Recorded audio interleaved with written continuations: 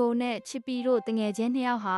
အရန်ကိုလှပစမ်းကျယ်လွန်းတဲ့မော်တော်အုပ်ကြီးတဲ့ကိုသတိကြီးစွာနဲ့ပဲလမ်းလျှောက်ဝင်လာခဲ့ကြပါတယ်။မြင်သမျှအရာအလုံးကထူးဆန်းအံ့ဩစရာကောင်းပြီးလှပလွန်းလို့သူတို့နှစ်ယောက်စလုံးနေမောလို့ကိုမဝနိုင်အောင်ဖြစ်နေတာပေါ့။ဥတူတူဝက်ဝင်ကြီးဘင်ဘိုတယောက်အရန်လန့်သွားပြီးတစ်ပင်ကြီးကိုဖတ်တွေ့ရင်းမျက်လုံးအပြူးသားဖြစ်သွားရှာတယ်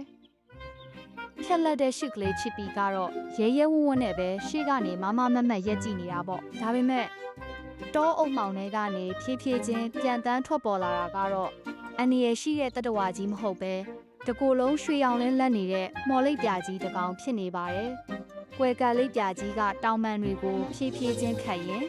သူတို့အရှိတဲ့မှာဝဲပြန်လို့ရက်လိုက်ပြီးစိုးရင်တကြီးနဲ့တတိပေးလိုက်ပါတယ်ကားဒီနေရာကကလေးတို့ထင်တယ်လို့ရိုးရိုးနေရမဟုတ်ဘူးကွယ်ရှေ့မှာအရန်ထူးဆန်းတဲ့အန်နီရဲ့ကြီးတစ်ခုရှိနေတယ်ချက်ချင်းပြန်လှည့်ကြပါ